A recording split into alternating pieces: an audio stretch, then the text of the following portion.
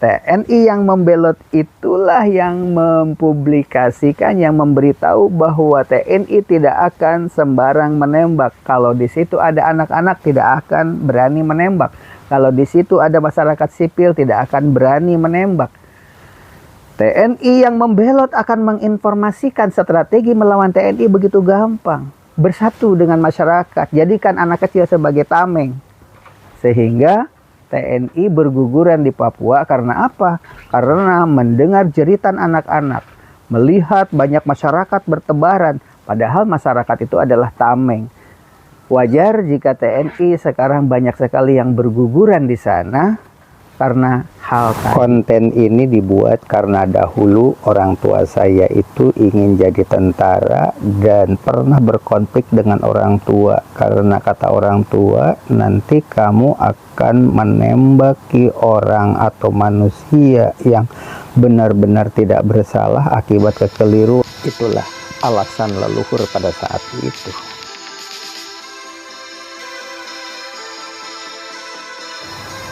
Apa alasan mereka ingin jadi tentara? Ingin jadi tentara itu karena agar dibanggakan oleh keluarga dan masyarakat sekitar. Banggalah masyarakatnya, banggalah keluarganya. Itu yang ada di benak pada saat itu. Rata-rata keluarga yang ingin jadi tentara itu ingin jadi suatu kebanggaan. Kebanggaan bagi keluarga dan masyarakat sekitarnya. Padahal dia itu anak muda yang cita-cita jadi tentara sejak masih SLTP. Dipupuk, latihan fisik, kemudian baca-baca informasi, gugur akibat kesehatan bahwa matanya itu ternyata buta parsial, buta warna parsial. Katanya, nanti kamu tidak akan bisa membedakan mana musuh, mana rumput, atau mana kendaraan dari kejauhan itu warnanya sama. Ini yang berbahaya, katanya begitu. Memang tidak mudah untuk lolos jadi TNI itu. Setelah jadi TNI, latihannya berat, tapi tetap semangat karena ingin dibanggakan oleh keluarganya. TNI itu rata-rata kelompok anak muda yang ditempa di barak berbulan-bulan lamanya. Dan dia rindu kampung halamannya, ingin segera menunjukkan diri kepada masyarakat dan keluarganya. Kurang sensitif dengan keadaan kejiwaan anak yang rindu terhadap kampung halaman. Yang namanya tentara itu kan anak muda yang sudah lama tidak pulang ke kampung halaman. Ketika berada di kampung halaman, terlihat tembakan-tembakan peluru yang dimuntahkan oleh temannya sendiri. Oleh sebab itu, mari kita ikuti konten ini sampai tuntas, jangan sampai salah paham. Sebab tujuannya ini adalah untuk perbaikan kita semua. Selamat menyaksikan.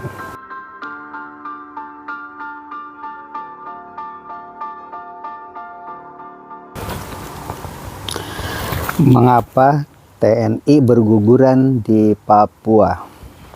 Ini pertanyaan tampaknya seperti sederhana, tetapi cukup mendalam. Perlu diketahui, berdasarkan alasan-alasan yang ada di Papua, berdasarkan YouTube yang berkembang, imajinasinya cukup mendalam, tetapi bagi orang yang tidak pernah rindu pada kampung halaman, dianggap hal sepele. Hadirin sekalian, apa alasan orang-orang Papua yang sudah jadi tentara belot dan lari ke kubu lawan? Karena permasalahannya kelihatannya berperang itu membutuhkan hati nurani. Ketika berperang itu yang dilawan adalah temannya sendiri. Ketika berperang di kubu yang di seberang sana itu adalah tempat lokasi waktu dia kecil bermain, memancing, main layang-layang, ambil kayu bakar. Tiba-tiba semua yang ada di sana itu terlepas siapa yang ada di sana, tetapi lokasi itu merupakan tempat dia bermain, ditembaki. Jangankan terlihat peluru menembak, dengar suara letusan saja hati itu bergetar. Kadang-kadang saya juga bersyukur saudara-saudara yang gagal di dalam seleksi masuk tentara angkatan darat, angkatan laut, angkatan udara itu rata-rata gagal akibat dari tes mata itu buta warna sebagian. Rata-rata bukan karena fisik. Dia itu sudah mesantren di Gontor, sudah berjuang sejak kecil karena cita-cita ingin jadi tentara. Begitu seleksi ternyata parsial, buta warna parsial, akhirnya gugur. Dia itu masih muda, salatnya khusyuk, kemudian imannya ditempa di pesantren, tetapi begitu tes tentara, diwawancara, nanti kamu tidak bisa membedakan mana rumput, mana musuh. Karena warnanya sulit dibedakan akibat kamu buta warna parsial, begitu katanya. Nah, begitu banyak juga yang lolos di antara keluarga itu. Dia itu benar-benar polos, masih muda. Dilatih di dalam ketentaraan bagaimana cara nembak, bagaimana terjun payung, bagaimana mengenal beberapa jenis persenjataan. Ilmu semuanya dia serap luar biasa. Tapi ada yang lupa. Ketika berada di angkasa, di atas pesawat terbang, teman sendiri seperjuangan, latihan, waktu tes masuk tentara itu begitu susahnya, dan begitu lulus mereka berpelukan. Begitu berada di angkasa, kelihatan teman seperjuangan waktu ingin lulus TNI itu saling nangis, saling berangkulan. Ketika dia melepaskan tembakan ke bawah dari helikopter atau dari pesawat terbang, hanya meletus tanpa arah pun, hatinya bergetar bahwa yang di depan itu adalah tempat saya bermain, tempat saya mancing, tempat saya mengambil kayu bakar. Di situ yang terbayang adalah sanak saudara, ibunya, bapaknya, adiknya, dan lain sebagainya. Ini yang mengakibatkan ada beberapa TNI seperti yang sudah dijelaskan di YouTube itu, ketika bertugas dia lari.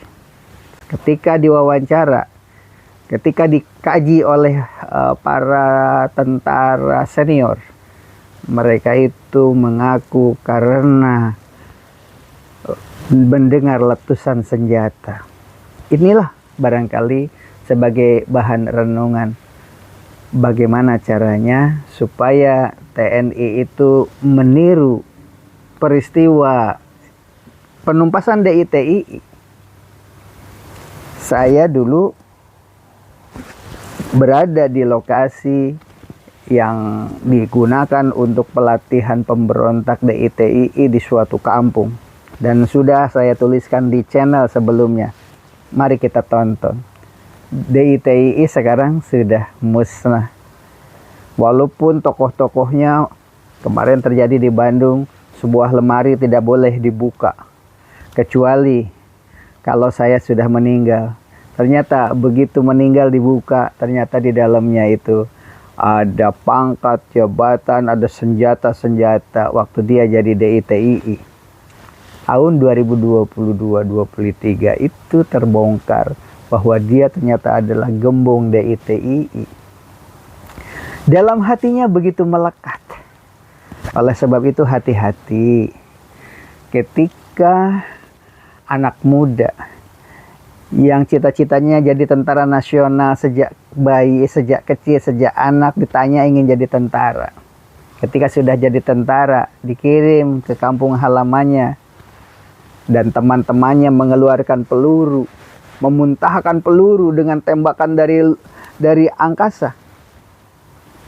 Karena itu adalah tempat bermainnya. Jangan salahkan kalau dia membelot. Maka pentingnya para psikolog di dalam TNI itu. Anak muda masih kecil sudah cita-cita jadi tentara. Ketika dihadapkan harus menembak temannya sendiri. Padahal yang namanya KKB yang dia tembak belum tentu temannya sendiri. Tapi itu lokasi. Dari angkasa saya rindu kampung halaman, itu rumah ibu saya, itu rumah nenek saya. Dari angkasa kelihatan sekali kepulan asap, dia membayangkan bagaimana suasana membakar ubi, bagaimana suasana bercocok tanam, bagaimana suasana mengejar-ngejar ayam hutan. Di sini imajinasi, tiba-tiba ditembak dari angkasa oleh temannya sendiri. Sedih. Oleh sebab itu, ilmu psikologi yang paling utama. Mereka yang sudah membelot rangkuh, jangan ditugaskan di tempat itu. Walaupun bagaimana hatinya akan sakit hati ketika kelihatan dari angkasa bahwa itu adalah tempat bermain dia. Walaupun bukan tempat dia bermain, tetapi kedengaran dari angkasa bahwa ini kita sudah sampai ke lokasi Papua Barat, misalkan begitu. Dia sudah rindu, ini adalah kampung halaman saya. Walaupun KKB itu bukan temannya, walaupun KKB itu begitu jahat dan keji. Nah, kenapa sekarang banyak berguguran? Padahal kan terlatih, mereka kan tidak terlalu terlatih. Karena ada TNI yang membelot.